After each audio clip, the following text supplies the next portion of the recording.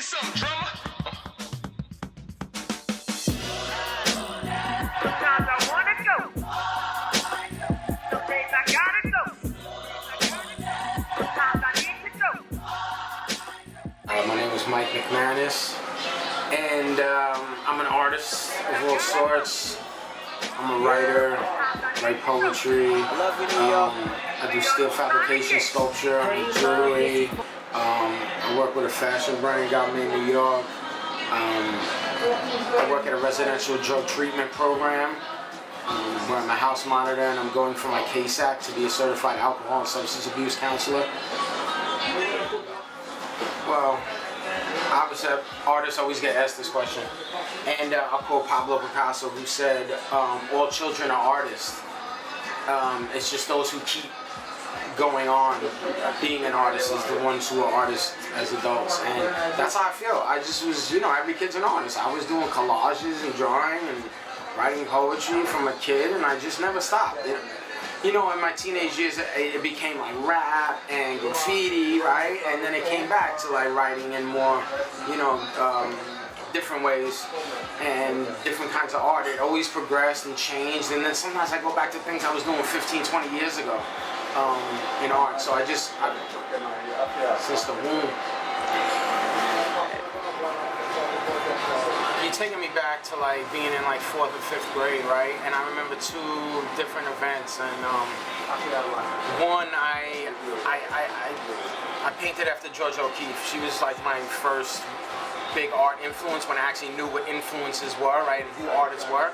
So I did a drawing like hers, a big flower, and I was like, this is gonna be in a museum someday to somebody in class. And then we came back the next day, and the art teacher had put a bunch of stuff up in the hallway, and one of mine was up there. And then I remember writing like my first poem, or like not maybe my first, but we had to write a journal entry, and I asked the teacher, can I write poetry instead? She said, yeah. And then she read it, and the look on her face was like, yeah, you wrote this?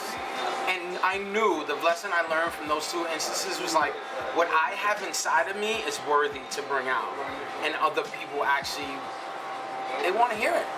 It makes their life better. It does something.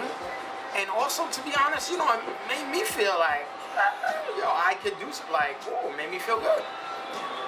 Well, as I said, when I started, I was a child, so my support system was school, a little bit, but mostly my mom. Even my dad. My dad at one point painted, so we had paintings of his up in my house. And yeah, they took me to museums. They took me to, they took me to plays. They took me to museums. They definitely brought culture into my life, so that supported me. And then obviously, mom hanging it on the fridge or whatever, or just keeping it. I found a whole bunch that she kept, and I'm just like, oh, that's support, I think later on it gets tougher, even though like people always like, oh, you're an artist, that's cool. I think when I started being a little bit more serious about my art, or thinking about, this might be an area of life that I want to like be a professional artist, or like I'm taking up time, I'm actually renting a studio, taking up money. I think people start being like, but then you find other people to support, like other artists and stuff like that. So honestly, I've always found great support around my art. Maybe not so much financial support. People love to be like, oh my God, I love your art. But it's like, buy it. And it's like people learning, right? We need to educate people as well to support the arts in general financially. Or else it'll just be the rich people telling the world about what we should create. And that kind of support is something that we shouldn't rely on. It goes past just making, and even just making, it's like, oh, I'm like my father. When I started learning about God and him as the creator, I'm like, oh wow, this is an aspect of his character that I already was doing, right? So obviously, because he made me, I was created to create by the creator. So just making that connection was like, oh, me and my dad have something in common. That strengthens relationship. And then him being part of it, right? It becoming a form of worship when I create and make art.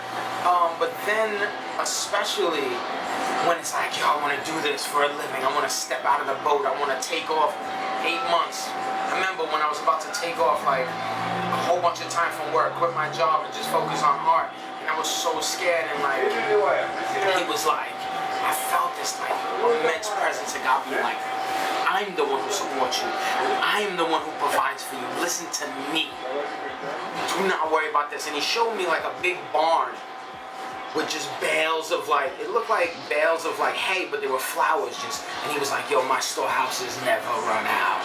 And he just showed me this. And it was just like all these messages of like support and wholeness. And it's like, if you want to go after it, go after it. And yeah, then especially, you know, when I started pursuing a career, a brand new career, in working in the substance abuse field, working with the homeless, people experiencing homelessness, it's even more, you see the support of God and you get closer because you need him. You know, it's like people want to see miracles, but they don't want to put themselves in places where they need miracles.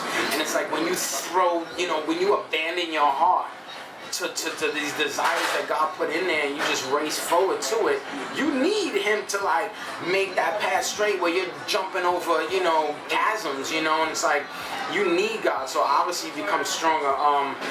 It reminds me that there's this brand new song by like this old school like Christian, I didn't know any old school Christian things because I wasn't really raised in the church like that. Mark, anyways, he has a song called Iron Lung.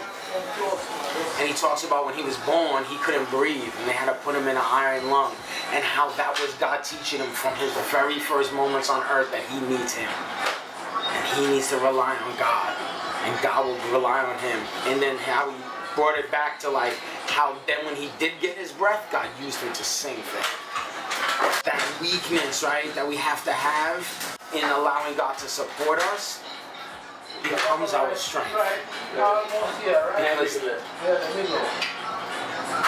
yeah, he strengthens us through that to get to a place that we could have never got, and to become the man and woman that we are meant to be, to sustain the place where he's bringing us. You know, like the bird in the egg, right, trying to break out. If you break that egg open from his wings will never be strong enough to fly. You know, so. I think the biggest hurdle is, you know, drugs and alcohol. You know, I remember from the first time drinking, like, this is amazing. Like really loving drinking, you know, and that becoming something I relied on, right? Something that supported me, something that I could go to, and you know, it's still I still struggle with it almost every day. I think about being like, I can have a drink, or even like I just want to get a bunch of coke and fucking wild out, you know. Because I think I still struggle with the addictive stuff, right? And that whole addiction is like wanting something, needing something, believing I need something other than God. And then also believing, and this is a hurdle that I kind of got over, but still trying to get, is that I'm worthy, right? Because even like smoking cigarettes is like kind of like slow death, right? So I'm not like fucking, you know, I'm not doing wild stuff that could kill me in the moment anymore, but I sort of like don't really take care of myself, right? It's this balance of like, well, how can I think of myself and love myself so much while dying to myself and following God and doing whatever he wants and loving others. So that's like a struggle I'm still dealing with, but I, you know, with that first part of addiction, getting over it, but now still dealing with, you know, the residue of that, it stays around, so. Well, I'll start with like most recently, right? So like following this dream that was in my heart, you know, to work with people and to leave construction, which I worked for 11 years. I was in the union, full benefits, great pay, comfortability. That was like, I could work 4-6 months a year, take off the rest. You know, I'm single, living in a nice, cheap apartment, and I could just travel the world, do whatever I wanted. You know, and that was for a season, and I saw that like just me, I wasted a lot of time with that too. So yeah, comfortability, but at the same time, I put this dream in my heart, and if I want to see these things, when I really start talking about it and being like, yo, I'm gonna build buildings where people's lives are gonna be saved and they're gonna become free, and we're gonna change the way that this whole industry works. So we're gonna change the way that rehabs work, but we're gonna change the way that we do homeless outreach, and like we're gonna really change the game on how much money is in this field. I'm gonna bring more money and more funds to this field, and when I sit back and I think about what I actually see, the vision for the future, obviously you have to sacrifice, right? Obviously there has to be a sacrifice. You know, the one, I don't know if this will be your question later, but the one, I was telling a young kid the other day, the thing that I learned that I wish I could tell my young self was, you have to do things that you don't want to do now to get the things you dream about later. Yeah, when making art, I don't think I ever really, I mean, when it comes to just making art, I sacrifice time, I sacrifice money. You know, sometimes I'm like, why didn't I just paint or take pictures when I'm like on this train with these big pieces of steel and people looking at me like I'm nuts, and just like, you know, like literally like I've gotten steel in my eyes, I've cut myself, I call it the Purple Heart of art. Like I bled because I make art, you know, losing out on things, not getting to go places, but yeah, I have to do it. You have to do it. You have to do it. And the more I resist the sacrifice, is when it becomes harder.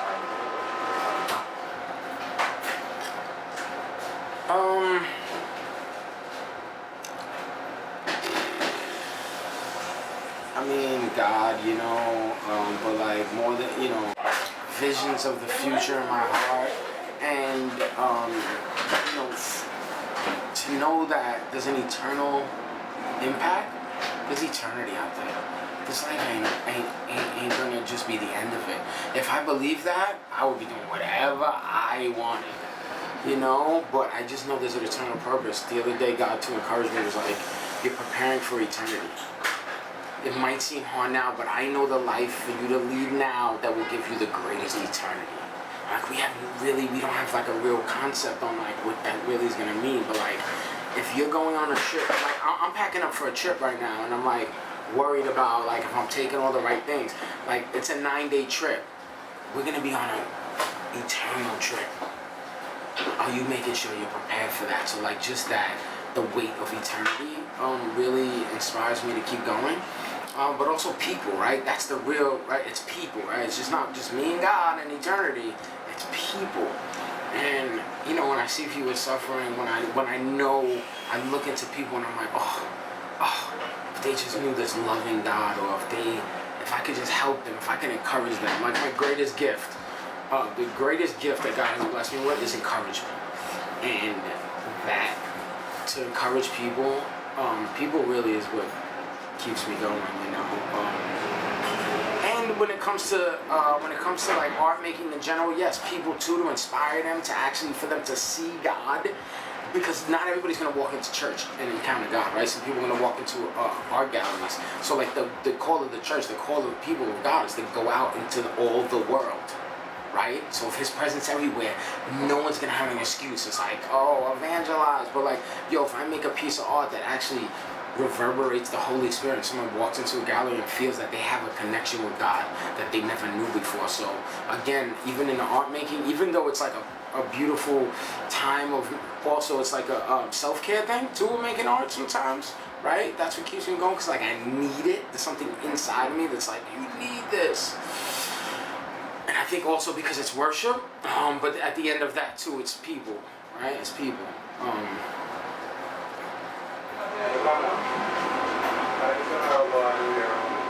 I would say number one, make what you want to make.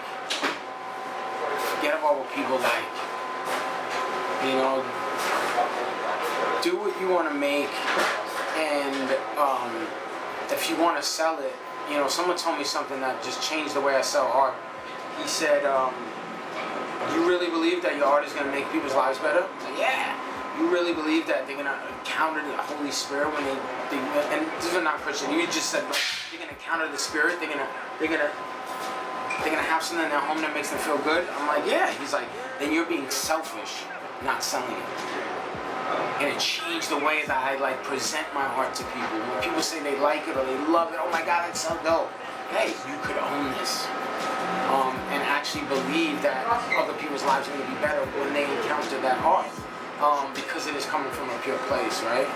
If you're an artist, yo, please make art that you want to make, and not what you think will sell or what's popular or what's pop. I see so much of it, I want to throw up.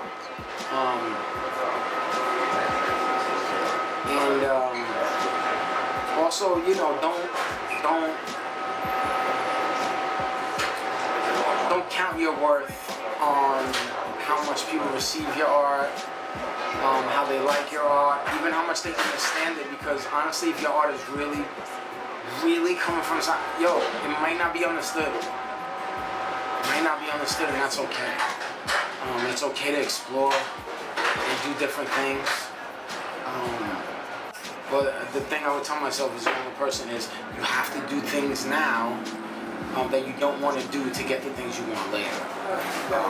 So even in art, there's hard work. But do it because you love it, not because you want to make it. Especially at nighttime, the bright lights that shine in your eyes, they remind me of the stars in the night sky. Only jungle around with a ground made of concrete, birthplace with a beatbox breaking and rhymes meet, DJs throwing block parties.